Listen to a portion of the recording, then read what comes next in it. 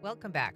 Historic Springfield is elevating business revitalization efforts through neighborhood based entrepreneurship and peer to peer mentoring. I'm joined now to talk about it by Michael Haskins. He's the executive director at SPAR Council. Good morning. Good morning. Thank you for having us.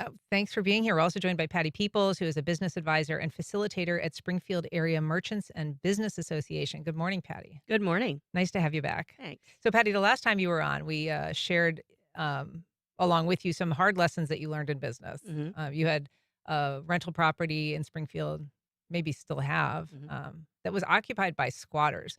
Um, you're also a business consultant, and so I'm curious. You have learned a lot about business. You've also learned things that can happen to a business person that can be not so terrific. How do you share those lessons as a mentor? And the experience that I had as a business owner, as an entrepreneur here in Jacksonville has been really informative in what I bring forth in Samba.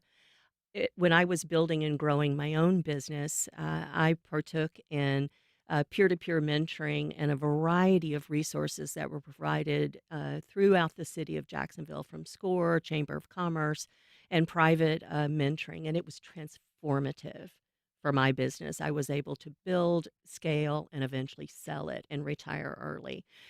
My personal experience is that business owners that participate in some form of business advising with a peer group absolutely perform better than those that don't. And my personal experience is backed up by research nationwide that shows that business owners that participate in some form of peer to peer mentoring are 70% more likely to have a business that survives for 5 years.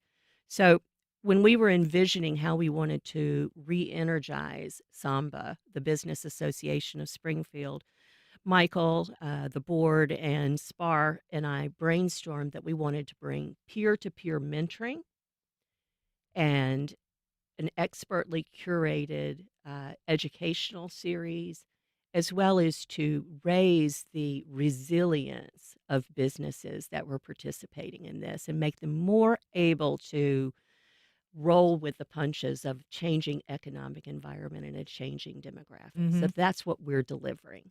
And Michael, it's important for Springfield in creating programs like this.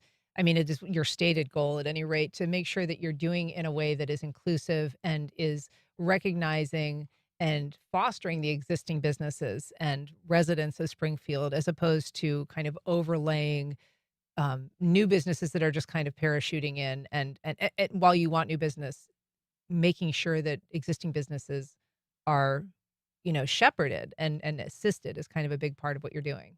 I think that's exactly right. We have a wonderful business community, and we have worked with them for many years, and we have been trying to figure out what can we do to best support them. And we had, for a long time, the feedback had been, let's work on group marketing, let's work on events, let's work on beautification. And I think we've done a good job of being responsive to that feedback um, through the events that we throw, through the Springfield Cleanup Corps, which helps to beautify the commercial corridors.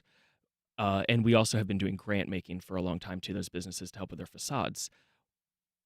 We felt like we were doing a good job there, but we were still seeing that the businesses needed more support. We think of the business community sometimes as in transition. We're transitioning from a community where the businesses did not have enough support to be successful to one where they do. And so, what are the new supports that we can provide? And that's when Patty, thankfully, kind of brought some of these ideas to our attention around peer to peer mentoring and around the expert speaker series that she's running to give businesses the resources that they need. And we're starting to think of ourselves as a resource hub Mhm. for Springfield, and eventually really growing this into some kind of business incubation for the neighborhood. And so what is it about peer mentoring, Patty, that is different from, just kind of learning, going to a seminar, getting sort of top-down advice from people? Mhm. What is it about having a peer relationship that's different? It's incredibly transformative. So envision that you walk into a room and this peer mentoring is made up of other business owners that have been exactly where you are or they're currently struggling with a similar issue. Uh, small businesses are absolutely the fabric of any community, and it's particularly so here in Jacksonville. And small business ownership is rewarding, but it's incredibly lonely. And there I used to wake up as a small business owner and think, when I was working for in a corporate job, I went to work and I knew how to do 11 out of 12 things I was supposed to do. But as a small business owner, I would say I wake up in the morning and I only know how to do 1 out of 12 things. Mm. I went into business because I have a knowledge and a passion, but running a small business requires that you shuffle all of these plates simultaneously, and it's the difference between you making your mortgage and not. So the consequences are very high. So we are meeting these small business owners exactly where they are. We're helping them run a better, smarter business, one that gives them resilience, one that gives them the capacity to recognize trends and to address those challenges in a collaborative way.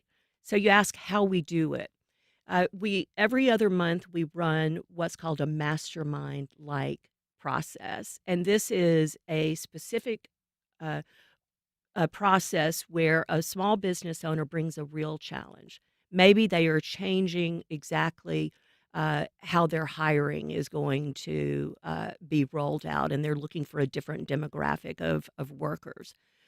And they ask how they might go about that. What are the legal consequences of letting go some of my existing workers? And then we put those problems on the table, and then we go around the table with every other member asking clarifying questions. It might be something like, have you clearly defined the characteristics of the new worker that you want? It's clarifying questions. It's not, hey, I know how you ought to be doing this, but it is helping that business owner to understand what the questions are, then to prioritize those questions, and then to get collaborative advice. I love it at the end of meetings from Samba when we end the meeting and then those business owners are staying around for 15, 20, 30 minutes sharing resources, problem solving together. So Samba is not just bringing a sip and stroll into the neighborhood and saying we're going to bring you customers. We're taking a completely different approach and saying we are going to make you a smarter, better business owner. What are some of the primary challenges that businesses in Springfield face? And are they different from what other community small businesses face in Jacksonville? I think they have some similarities, but they have some really unique differences. Springfield is a neighborhood that has undergone an enormous amount of change in the last decade, perhaps two. And in fact, since I've been there the last 7 years, I've seen the demographics change yet again, where it's a much more family oriented environment. And so we also have uh, issues where we are trying to grow smartly, but we are contributing to the diversity of the neighborhood and not losing those beautiful differences that are the quality of our neighborhood. So we are helping these business owners better understand how the demographics are changing, what the needs are. As the neighborhood gets bigger and stronger, we need to attract businesses that deliver the day-to-day needs of our residents. And so Samba, what our goal is, it's lofty. And I believe that we're going to achieve it. We are fortunate to be sponsored by Wells Fargo and Lisk, and we are seeking other ways to deliver these services. But we are meeting these business owners right on the street and working with developers that want to come in and helping them understand this demographic so that they have a partner as they're d- trying to determine where to build and grow in Jacksonville. Mhm. We want it to be Springfield. And Michael, what's your metric of success? I mean, how do you know when this approach is working? So that's one of the things we've been working on with some of these outside groups that have really helped to contribute to our understanding of how to be a better business association.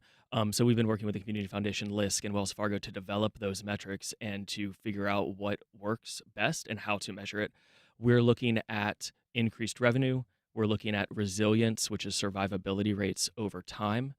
And we're also starting to get a little bit more nuanced in the type of data we can collect around things like the number of people that are being employed, how are they being employed part time or full time, and we have a good starting point that we think is going to then lead us in a direction. But we're going to follow the data, so we don't want to get ahead of ourselves. We want to start getting that data first, and we really appreciate that we've been given this opportunity to take our time and learn what these businesses need. And so if your community businesses are interested in participating, like, how do they get involved? Do they have to join Samba? Do they have to join SPAR? So one of the things I'm really proud of about Spar and Samba as a whole, we are pretty much open to everyone. We do have a membership for our businesses to access certain resources, but any business can come attend a meeting for the first time to check it out and see what resources are available. And we work with the businesses to give them as many resources as we can. Like with the exception, there are a few grants. The grants we do ask them to become members, but other than that, we are very open door because we're truly a community organization that wants to support these businesses. Well, Michael Haskins, Patty Peoples, it's great to see you both again. Thanks so much. Good luck with it. Thank you. Thank you.